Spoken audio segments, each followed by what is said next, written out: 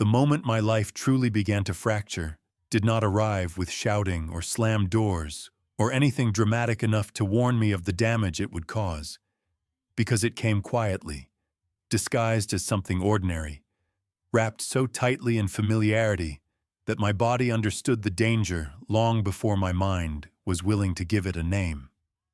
I woke in the middle of the night to voices downstairs, low and careful, and at first I told myself it was nothing more than the television murmuring into the dark, because the tone was too intimate for the hour and too gentle to belong to conversation meant to be overheard.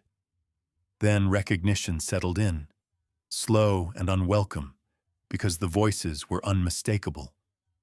My wife's restrained laugh drifting upward, softened as if she were trying not to wake anyone, and my brother's calm reply following it, and that realization sent a cold weight through me that had nothing to do with the darkness around my bed. I stayed still for a moment, listening, hoping the sounds would rearrange themselves into something harmless if I waited long enough, because hope has a way of clinging even when it has no reason to. Instead, I heard my wife say my brother's name the way she used to say mine when we were first married, not loudly and not playfully, but with a quiet warmth that suggested safety and ease. Sleep abandoned me completely then. I got out of bed and stood at the top of the stairs with one hand gripping the banister, my heart pounding hard enough that I worried it would give me away, because part of me already understood that whatever I was about to see could not be unseen. When I stepped fully into the hallway light, the kitchen fell silent, and both of them turned toward me at the same time, not startled like people caught doing something wrong, but interrupted, as though I had walked into a moment already in progress. My brother smiled first, that easy, practiced smile he had carried since childhood, and he said my name like everything was normal, like this was exactly where he belonged. My wife stood beside him, her body angled just slightly toward his, her hand resting on his arm, and it took her a fraction of a second too long to pull it away, a fraction of a second that burned itself into my memory with painful clarity. I asked what was going on, keeping my voice steady more out of instinct than control, and my wife answered immediately, explaining that my brother had stopped by to return something he had borrowed. My brother nodded along, adding small details that fit perfectly, and the way their words overlapped told me this was not the first time they had rehearsed a story together. I told myself I was exhausted, that fatigue was distorting my perception, because the alternative required a kind of courage I did not yet possess. I went back upstairs while they stayed behind, their voices lowering again the moment I was out of sight. And later, I lay beside my wife as she slept peacefully, her breathing slow and even, her back turned toward me as if nothing in the world had shifted. I stared at the ceiling and replayed the past months with growing dread, the frequent visits from my brother that had once felt like comfort, the way my wife defended him in conversations where no defense was needed, the subtle sensation of being slightly out of place in my own home. None of it had seemed significant on its own, but together it formed a pattern that pressed against me until I could no longer pretend it was coincidence. Morning arrived with a cruelty I had never noticed before, because everything looked normal enough to mock me. My wife kissed my cheek before work, warm and familiar. My brother sent a joke to the family chat, and the routines that once grounded me now felt staged, like props in a performance I did not understand. I watched my wife move through the kitchen, confident and composed, and wondered how someone could appear so familiar while carrying something so deeply foreign inside them. When I finally asked her, carefully and without accusation, whether anything inappropriate was happening between her and my brother, she laughed softly and told me the idea was ridiculous, that he was family, that even suggesting such a thing was offensive. The way she framed it made me feel ashamed for asking, and I apologized, because I still believed trust, once built, could not collapse so easily. That belief did not survive the evening. My wife stepped outside to take a call and left her phone on the counter, and when the screen lit up with my brother's name, my body reacted before my thoughts could catch up. I did not read everything, only enough to understand the tone, the familiarity, the emotional closeness that did not belong in my marriage. The words were not explicit, but they carried longing, and longing does not exist without intention. When my wife came back inside and saw the phone in my hand, the truth crossed her face before she could hide it, raw and unmistakable, and that single expression shattered what little doubt remained. I asked her how long it had been happening, and she sat down slowly as if the weight of the moment had finally reached her body. She said it was complicated, that it had not started the way I thought, that she never intended for it to go so far, and every sentence sounded less like honesty and more like preparation. As she spoke, I realized this was not just a betrayal of marriage, but a betrayal of blood, of shared history, of the one bond I had believed was untouchable. The ground beneath everything I trusted shifted, not violently, but irrevocably, and I felt a strange calm settle in. The calm that comes when denial finally runs out of places to hide. The moment that sealed everything arrived without mercy, because my phone vibrated on the table, my brother's name lighting up the screen as he asked if everything was okay. I looked from that message to my wife's face and understood with terrifying clarity that they had already been talking about me, already managing the fallout together, already preparing for a future that did not include my consent. I did not answer him then, but I knew I would, because whatever had been built in secrecy was now awake, and the walls of my home, once a place of safety, had begun to whisper truths I could no longer escape. The days that followed felt unreal, as if I were moving through a version of my life that had been quietly rearranged while I slept, because everything was still there, but nothing carried the same weight or meaning anymore. My wife stayed in the house, moving carefully from room to room, speaking softly as though volume itself might cause the fragile reality around us to shatter. She made coffee in the mornings, asked routine questions about groceries and schedules, and acted as if normalcy were something that could be restored through repetition. I watched her with a mixture of anger and disbelief, wondering how someone could fracture a life so completely and still expect proximity to feel comforting, as if closeness alone might undo what secrecy had built.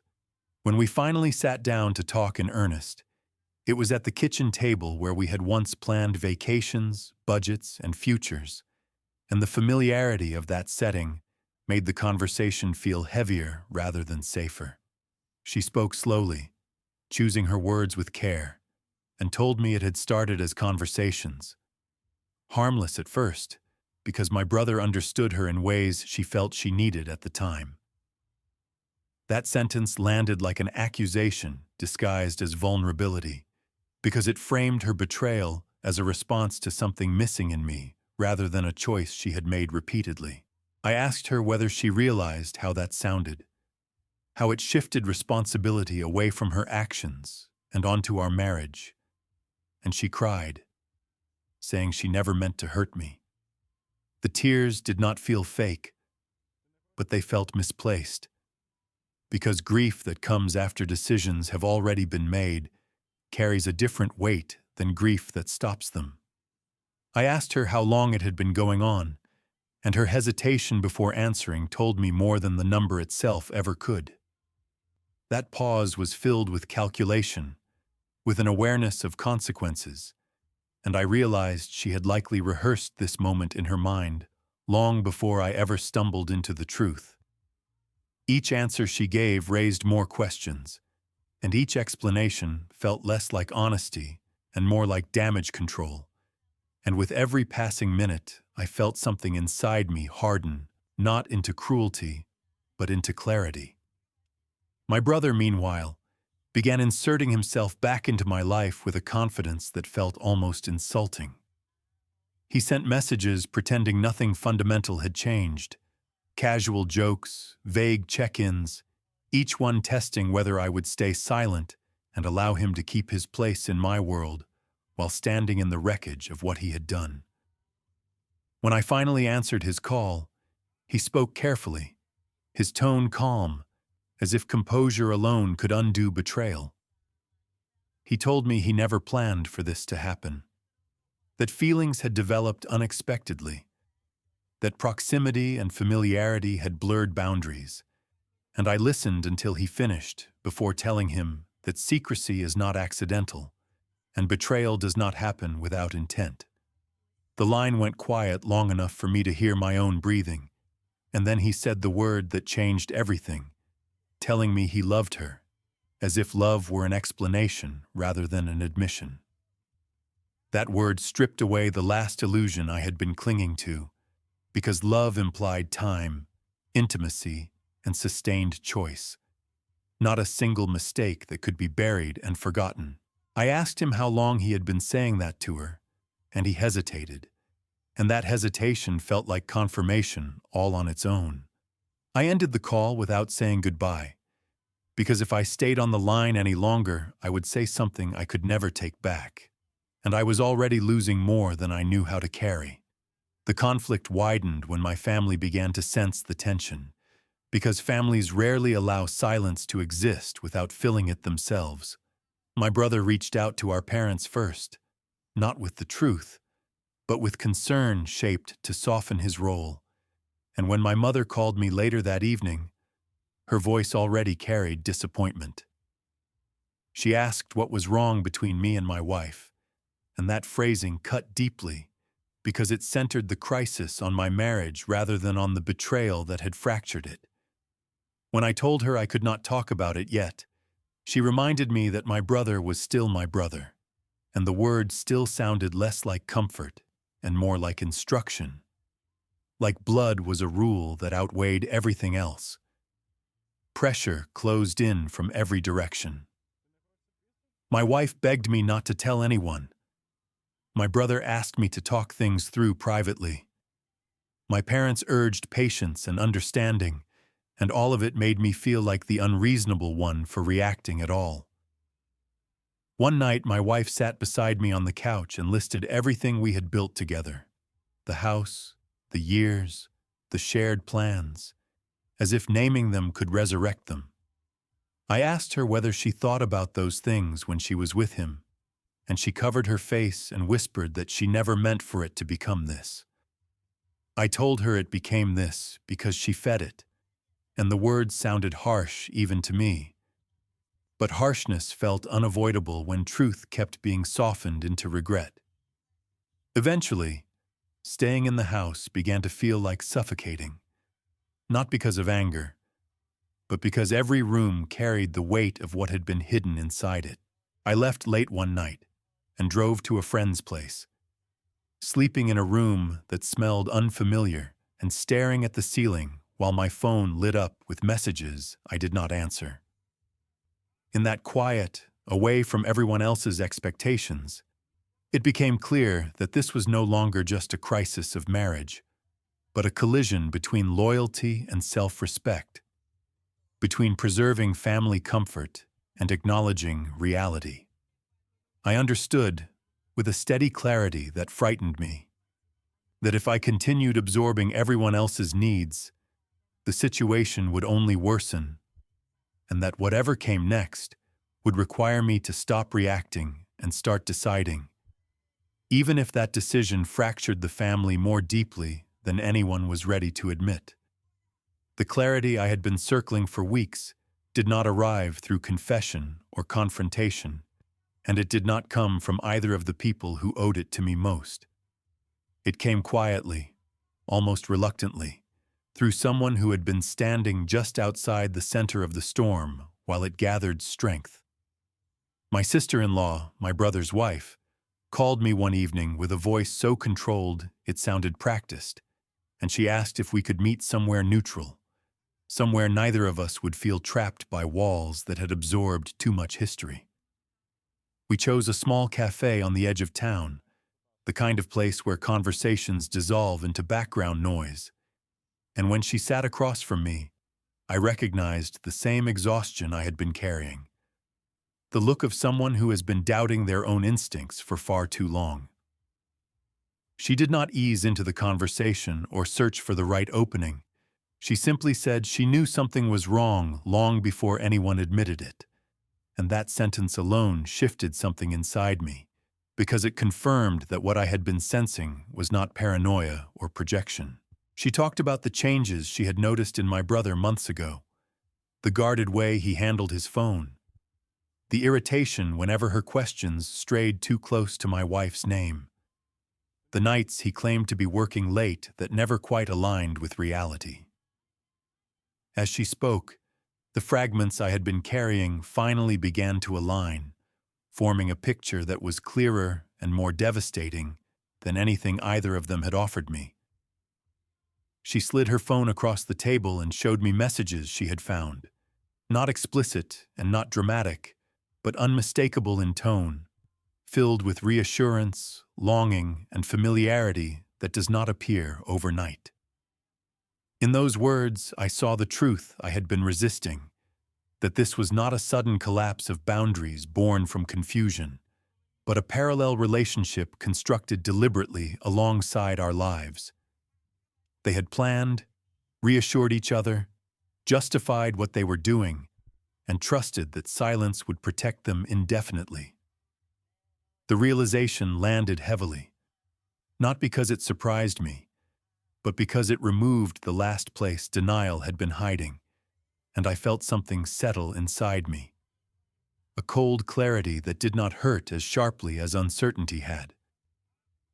What surprised me most was not the pain of confirmation, but the calm that followed it. Because certainty, however brutal, has a way of ending the arguments you have been having with yourself. My sister-in-law did not ask me to take sides or make promises.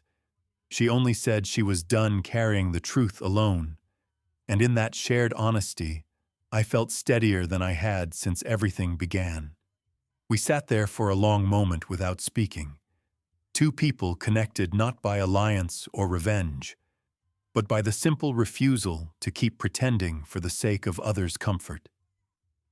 When we finally stood to leave, nothing had been resolved, but something important had shifted, because I was no longer alone with the truth. When I returned home to speak to my wife again, the conversation unfolded differently, because I was no longer searching her face for reassurance or explanations that might soften the blow. I told her what I knew, plainly and without accusation, and I watched her composure fracture, not into remorse, but into panic. She tried again to minimize, to reframe what had happened as emotional confusion rather than deliberate betrayal. But the words rang hollow now that I could see the full shape of the truth. When she finally admitted she loved him, the admission did not shock me. It clarified everything, and her immediate attempt to soften it only highlighted how deeply she was still trying to manage the outcome rather than face the consequences. Loss followed that conversation quietly but relentlessly, as assumptions I had been holding dissolved one by one. The hope that honesty might lead to repair faded, replaced by the understanding that some truths do not rebuild, they release. I stopped imagining reconciliation as something rooted in effort alone, stopped waiting for explanations that might restore anything meaningful, and stopped negotiating with myself about how much pain I was willing to endure to preserve familiarity. In the space left behind, something unexpected began to form. Not relief and not optimism, but resolve. The steady understanding that the only future available to me was one that did not depend on the choices of people who had already shown me who they were. The most important shift happened internally because I realized I was no longer reacting to betrayal as something that needed explanation, but accepting it as a reality that demanded a decision. The story was no longer about what they had done. It was about what I would allow next. And that realization carried both fear and strength, because choosing a new path meant walking away not only from people, but from a life I had assumed was permanent. As I stood there in the quiet house, listening to the familiar sounds of a place that no longer felt like home, I understood that whatever came next would require a different kind of courage. Not the courage to confront, but the courage to let go and step forward without knowing what waited on the other side. The confrontation did not arrive with raised voices or sudden fury, and that was what made it so devastating, because by the time it happened, all the emotion had already been drained into something heavier and more final. My brother came to the house one afternoon without calling first, letting himself in the way he always had, as if familiarity could still excuse intrusion, and the sound of the door closing behind him felt like a punctuation mark I had been avoiding. My wife was already there, sitting at the kitchen table with her hands wrapped tightly around a mug she was no longer drinking from, and the sight of them together in that space made it painfully clear that this meeting had been discussed and agreed upon without me. Another decision made in my absence. We sat across from each other in a tense triangle, the familiar kitchen suddenly feeling too small to contain what had been building for months. No one spoke at first, because sometimes silence is the last place where honesty still exists, and I let it stretch until the discomfort became impossible to ignore. My brother broke it, not with an apology, but with an explanation, talking about inevitability and connection, and how feelings do not always respect boundaries. Listening to him frame my pain as an unfortunate byproduct of something larger made something inside me settle into a cold resolve, because I realized he was more interested in being understood than in taking responsibility for what he had done. I asked him when he decided my place in his life was expendable, and the word hung in the air longer than anything else that day. He looked away before answering, and that single gesture told me more than his words ever could. My wife tried to intervene then, her voice trembling as she begged us both to calm down, to remember who we were to each other, and that plea exposed the heart of everything that had gone wrong. Peace was something she wanted now that secrecy was no longer protecting her, not when honesty might have prevented this entirely. I turned to her and asked the question I had been carrying since the night everything began to unravel, whether she intended to continue seeing him, and the hesitation that followed felt endless, because indecision in moments like that is its own answer. She said she did not know, that everything felt overwhelming, and that uncertainty landed like a verdict. Even now, with the truth exposed and the damage undeniable, she was still divided, still unable to choose fully, and something inside me broke cleanly rather than shattering. It was not anger, and it was not despair. It was clarity. The kind that arrives when you finally understand that waiting for someone else to decide your worth is its own form of surrender. I told them both that I would not live inside a triangle built on secrecy and betrayal, that I would not compete with my own brother for a place that should never have been contested, and that whatever choices they made from that point forward would be made without my participation.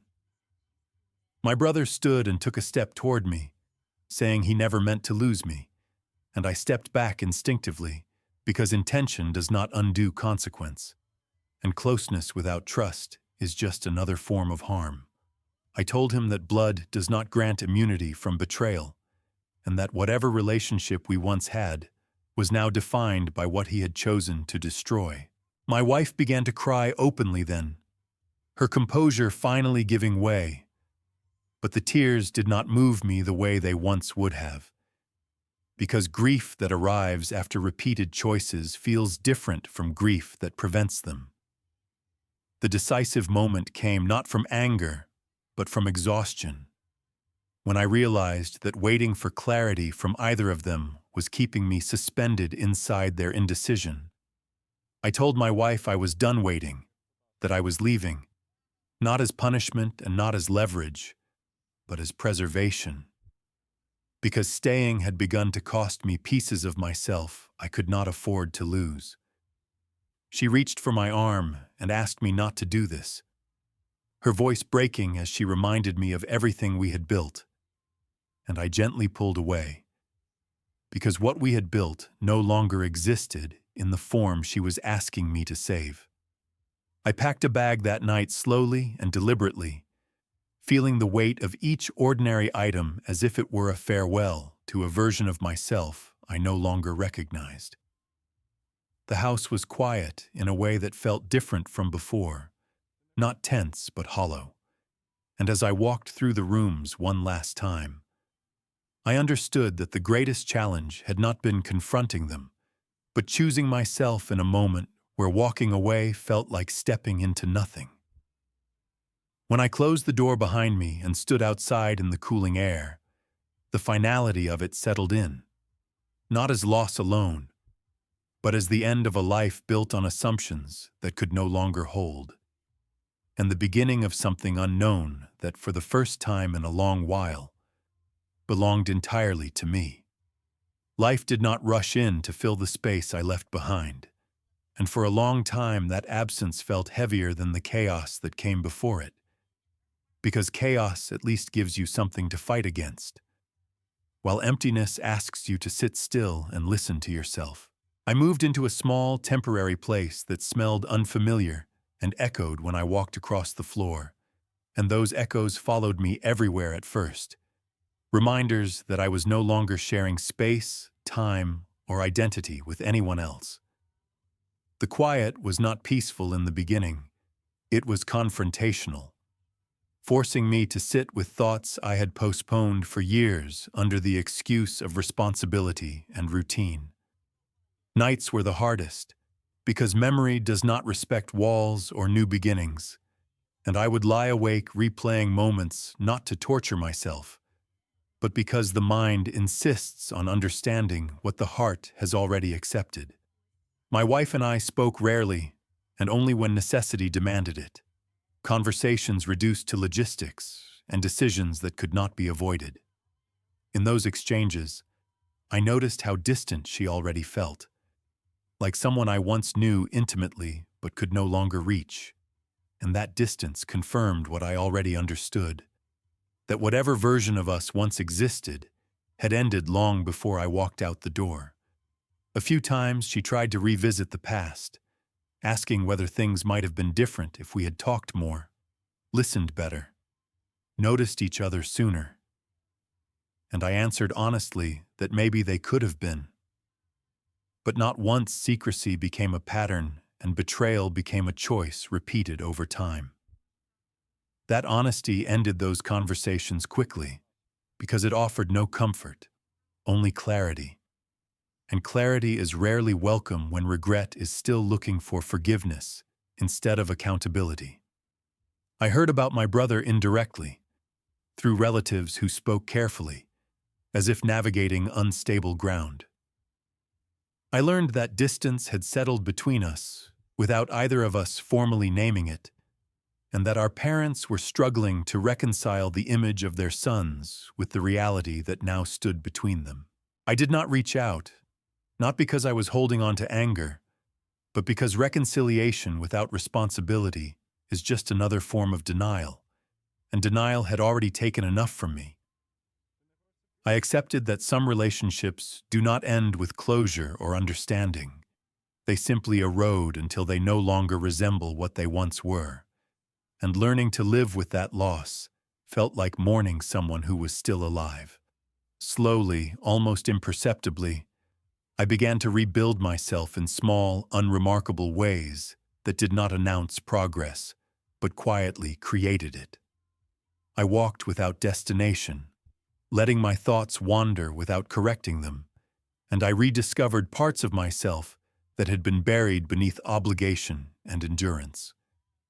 I spent time with friends who did not need explanations, who allowed me to exist without turning my pain into conversation, and through those moments I remembered who I was before my life became defined by holding everything together. Grief still appeared, sometimes unexpectedly, but it no longer demanded all my attention, and that shift felt like movement even when nothing outward had changed.